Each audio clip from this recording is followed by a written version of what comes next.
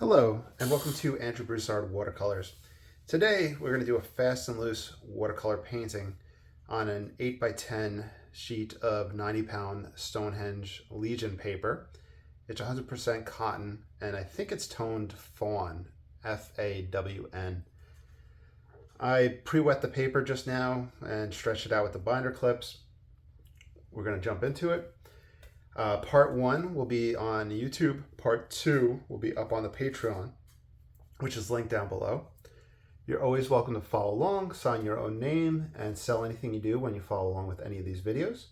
I want you guys to have fun and have money for art supplies. And if you'd like to support this channel, you can do so through the Patreon or purchasing through the Etsy or checking out that little coffee table ebook that I put together, etc. And thank you to everybody that supports through those means. All right, so I don't really have a scene in mind, but I do have a palette that I'm going to play around with. I'm not going to list the colors outright just because I'm not really sure what we're going to go with just yet. I'm just kind of getting little ideas out onto the paper with the raw sienna, and the brush is a medium Ron Ranson Hake brush, which I've had for about 6 years, so it's really frazzled and I love it. I have some fresher ones in different sizes, but I guess you just become so used to one brush, and I love the textures that it can make. All right, I'm gonna build this up the way the tonalist oil painters do, where it's just kind of going in, letting some forms take place, and then we'll see what happens with them.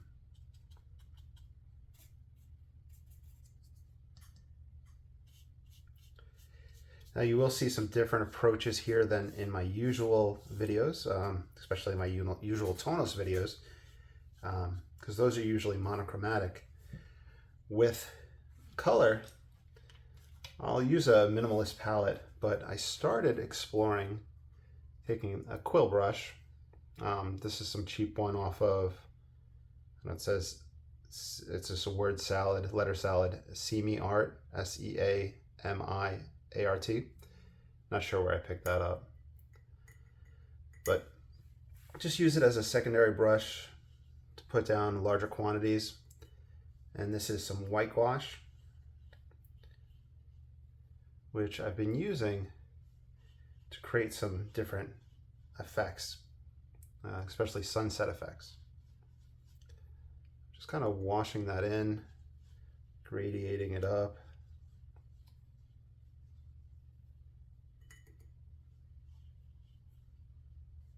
I think somewhere down here I'll have some water. So I'll just bring that white down a little bit.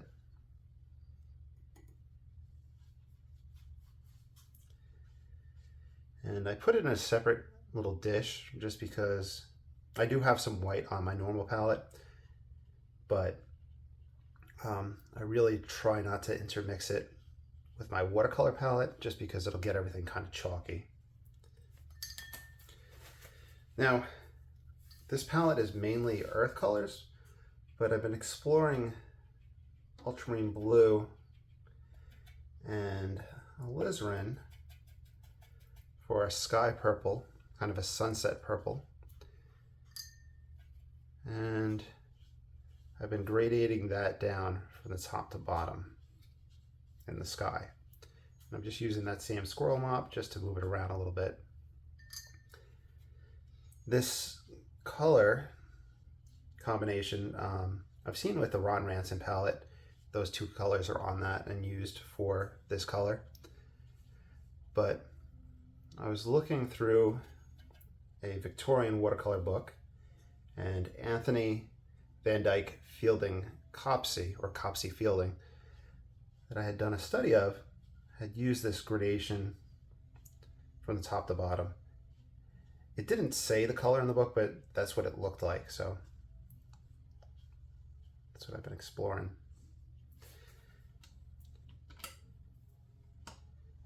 and we will come back to that in a bit.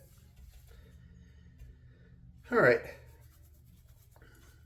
Now at this point, I've been experimenting with the umbers, the raw and the burnt, and looking for solid,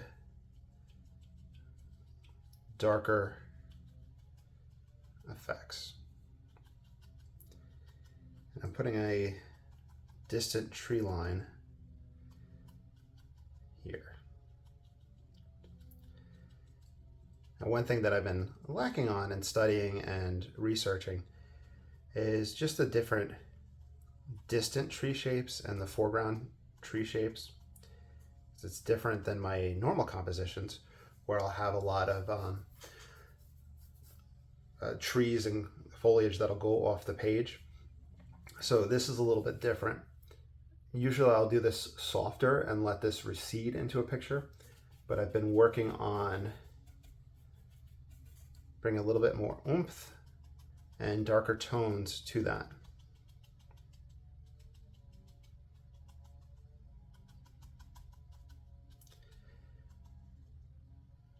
And we'll have a secondary tree source right here on the other side. Now this one might not gain a big tree in the picture, so we'll see what happens. I'm throwing just some horizontal texture in, not too concerned about what's going on really.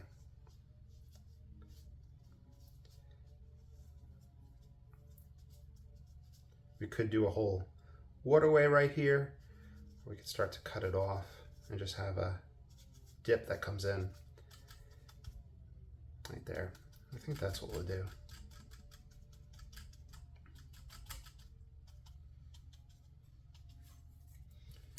Okay. So, grabbing that squirrel brush, I am going to grab some raw sienna and explore just crisping up that edge for right now. One thing that I've been working on is with the distant trees, their shadows don't really seem to come down that far.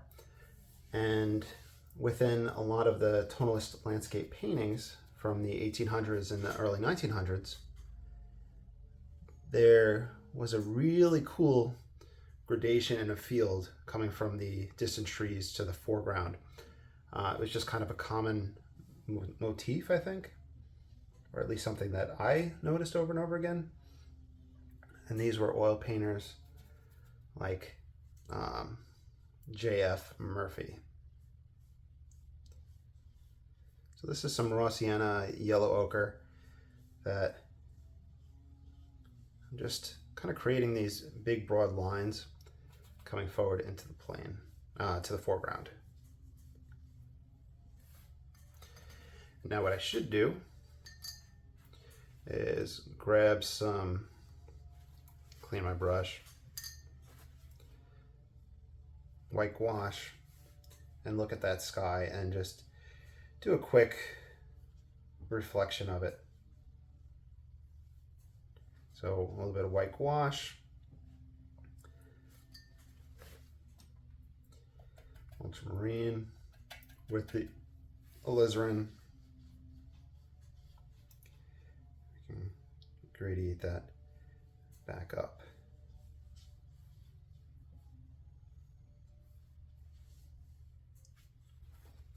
And grab a little bit of yellow ochre. There's raw sienna right there, but yellow ochre. Now, one thing I really like to do within just kind of the limited palette paintings was taking Payne's Gray and just putting it in along the edges of water. Here, with a little more palette and sunset and color, I'm going to grab some black and some umber. Just kind of mix some stuff up, grab a little bit of ultramarine, see what's working for me. A lot of it's still, like I said, exploratory and putting things together. And I think this might actually be my first video on these.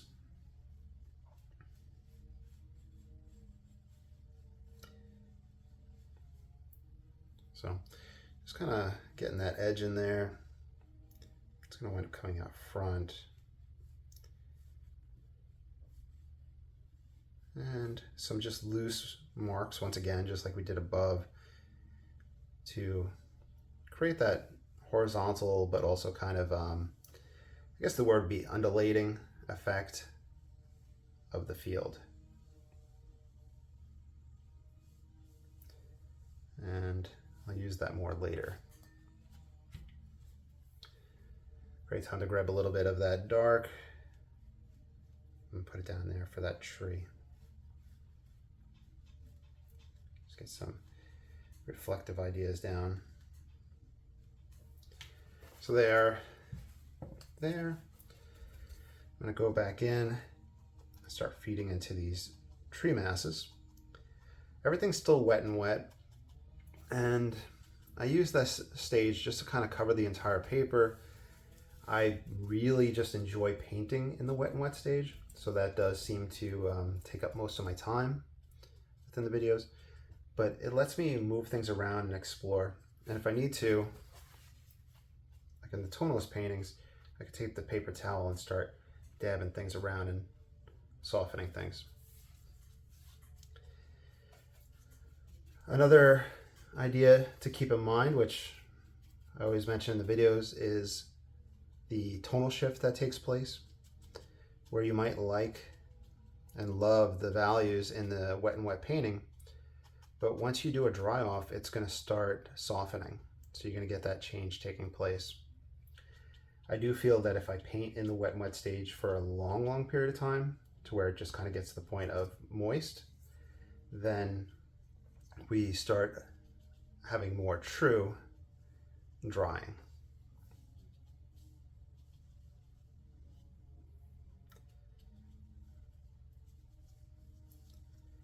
Let's see. So working all over with this one, just letting it develop, grabbing some yellow ochre, but the brush wasn't clean, so it's coming out green, which is fine.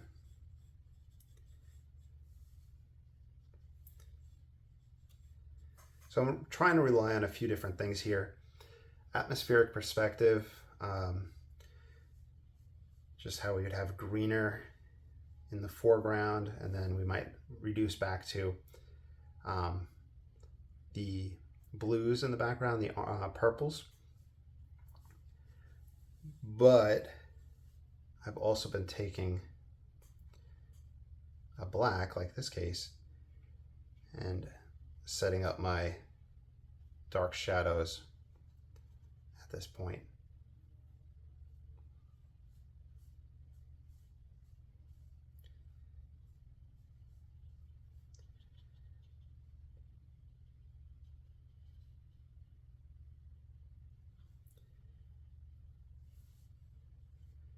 And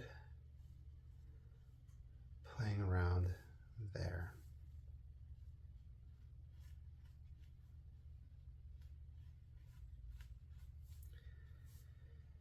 And once again, and I did this before, was just playing with these marks to create ridges and movement.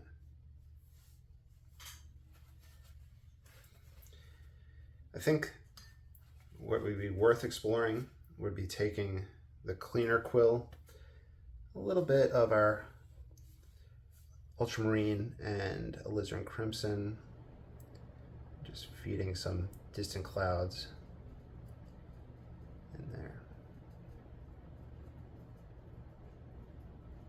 That might be too many, but we can always grab some more white with a clean brush, cleaning it.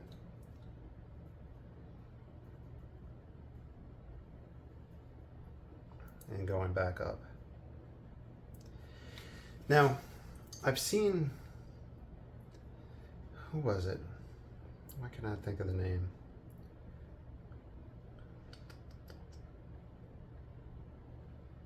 When I think of the name, I'll say it, but I've seen an artist use the whitewash mix in the background, and I think they usually use it just during the top half of the painting.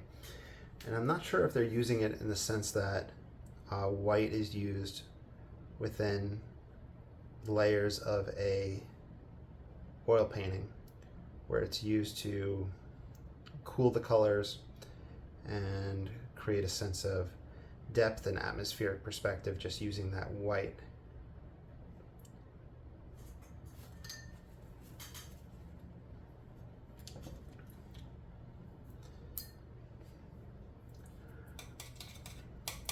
Okay, just grabbing a little mix, looking for a little bit of tree branch forms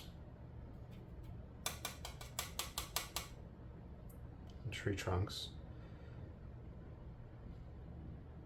This is the number 1 rigger. I like to do this because it goes in wet and wet, it softens and it diffuses, but it just creates a little bit of sense of just more stuff going on. And once again, we can just take that dark and play around with that.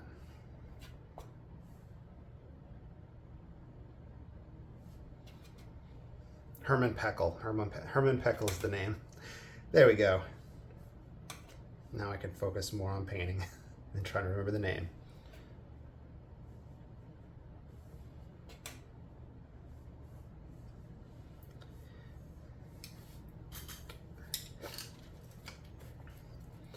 I'm going to go for a little bit of yellow ochre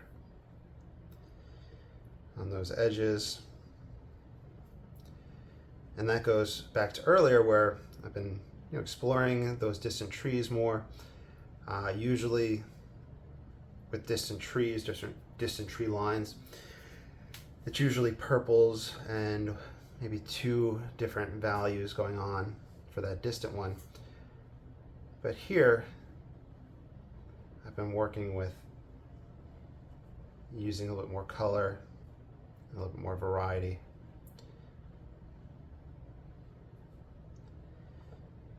And I'm trying not to make my trees cotton candy-ish. I want some variety in there, bumps and movement, while also experimenting with the white gouache, coming in and kind of negative painting it.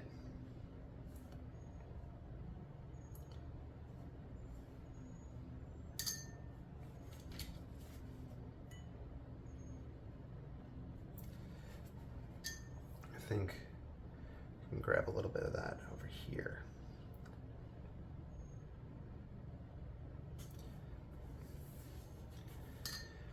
I think in a few minutes we'll do a dry off, and then I'll start the second part of the video, which will have some more exploration and different techniques happening.